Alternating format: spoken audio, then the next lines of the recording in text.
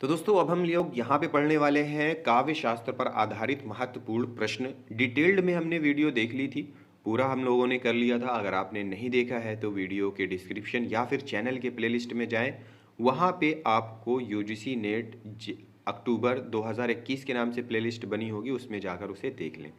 तो चलिए हमारा जो आज का है प्रश्नोत्तरी वो देखते हैं। तो पहला प्रश्न से स्टार्ट करते हैं। रस सूत्र के प्रणेता कौन है? रस सूत्र के प्रणेता का नाम पूछ रहा है। सही उत्तर है, डिटेल्ड में हमने पढ़ा था दोस्तों, पहला ही जो हमारा टॉपिक था उसी में हमने पढ़ा था। तो वो है भरत मुनि, ऑप्शन ए। अगला प्रश्न है कि इनमें से रस सूत्र कौन सा है?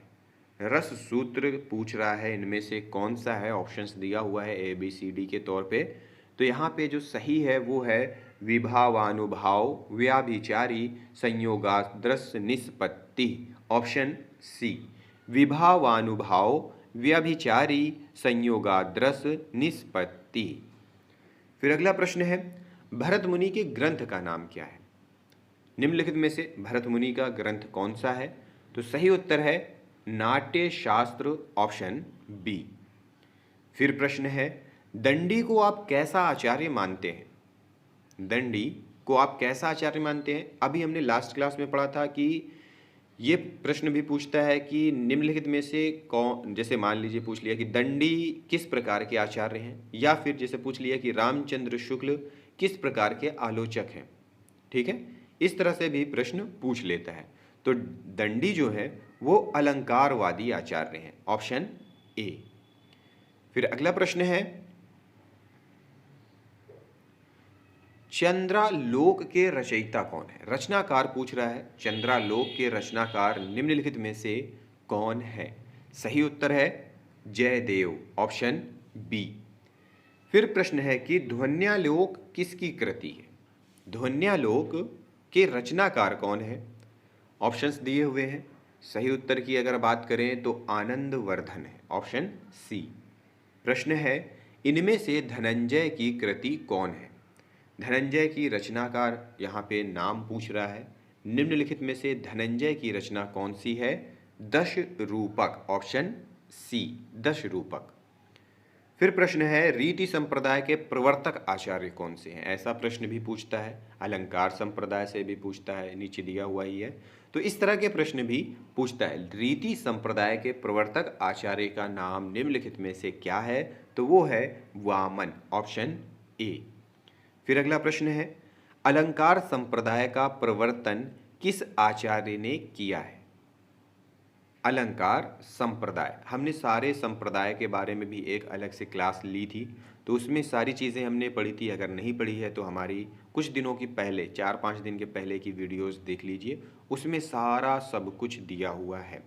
तो अलंकार संप्रदाय का प्रवर्तन किस आचार्य ने किया है? तो सही उत्तर है भामा, ऑप्शन ए।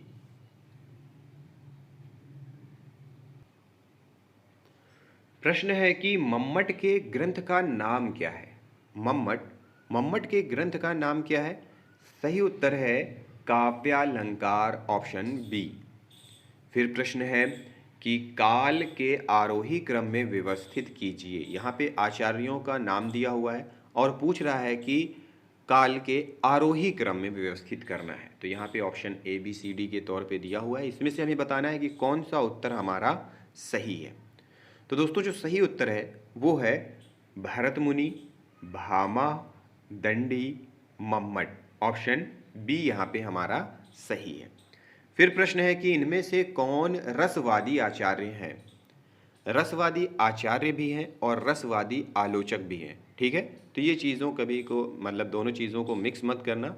रसवादी आचार्य और रसवादी आलोचक दोनों अलग अलग हैं।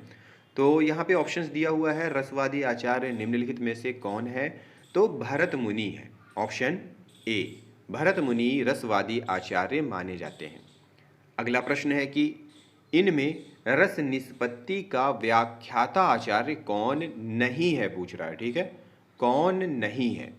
रस निष्पत्ति का व्याख्याता आचार्य नहीं है।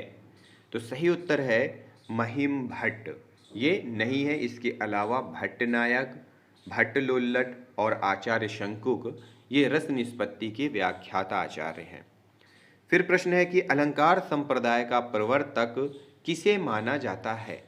तो यहाँ पे पूछ रहा है कि अलंकार संप्रदाय का प्रवर्तक आचार्य कौन सा है। यहाँ पे ऑप्शंस दिए हुए हैं, जिसमें से एक उत्तर सही है, हमने डिटेल्ड में देखा था। तो दोस्तों वो जो सही उत्तर है वो है option Bhama, option B Bhama. फिर अगला प्रश्न है शरीरम तावादिष्टार्थ व्यच्छिन्न पदावली काव्य की यह परिभाषा किस आचार्य ने दी है। तो कभी कभी आचार्य का नाम दे देता है और परिभाषा पूछ लेता है, कभी कभी परिभाषा दे देता है, आचार्य का नाम पूछ लेता है। तो यहाँ पे ऑप्शंस दिए हुए हैं, पूछ रहा है ये परिभाषा किस आचार्य की है। तो सही उत्तर है दंडी, ऑप्शन सी। फिर अगला प्रश्न है तद 200 शब्दार्थो सगुणावलंकृति पुनः क्वापि काव्य की यह परिभाषा किस आचार्य ने दी है। तो किसकी परिभाषा है ये पूछ रहा है। तो सही उत्तर है option Mammata, option A Mammata की। फिर अगला प्रश्न है रमणीयार्थ प्रतिपादकः शब्दः काव्यम काव्य की यह परिभाषा दी है निम्नलिखित में से किसने दी है। सही उत्तर है पंडित राज जगन्नाथ ने, ऑप्शन सी रमणीयार्थ प्रतिपादकः शब्दः काव्यम। अगला प्रश्न है रीति रात्मा काव्यस्य यह कथन किस आचार्य का है।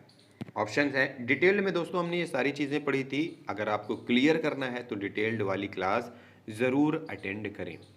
तो यहाँ पे सही उत्तर है ऑप्शन वामन, ऑप्शन बी रीतिरात्मा काव्यस्य यह कथन वामन का है।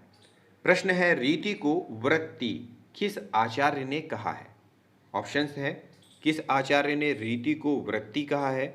सही उत्तर है मम्मट ने, ऑप्शन सी। फिर अगला प्रश्न है कि इनमें से कौन सा तत्व काव्य हेतु नहीं है। निम्नलिखित में से कौन सा तत्व है जो काव्य हेतु नहीं है। तो वो है अलंकार। अलंकार को काव्य का हेतु नहीं माना गया है, जबकि प्रतिभा, अभ्यास और व्युत्पत्ति को काव्य का हेतु माना गया है। प्रश्न है कि आचार्य दंडी ने मूल काव्य हेतु माना है। किसे माना है आचार्य दंडी ने मूल काव्य हेतु। तो सही उत्तर है प्रतिभा को, ऑप्शन ए प्रतिभा को। फिर प्रश्न है प्रतिभा को शक्ति किसने कहा है। प्रतिभा को शक्ति कहा है निम्नलिखित में से किसने कहा है। मम्मट ने, ऑप्शन बी। प्रश्न है वह कौन सा काव्य हेतु है जिसके अभाव में काव्य रचना संभव नहीं है। जिसके बिना काव्य रचना नहीं की जा सकती है। तो कौन सा काव्य हेतु है, ऑप्शंस दिया हुआ है। सही उत्तर है प्रतिभा। फिर प्रश्न है कि आचार्य मम्मट ने कितने काव्य प्रयोजन बताए हैं। कितने काव्य प्रयोजन बताए हैं आचार्य मम्मट ने। तो यहाँ पे ऑप्शंस दिया हुआ है, जिसमें सही उत्तर है 6, ऑप्शन सी।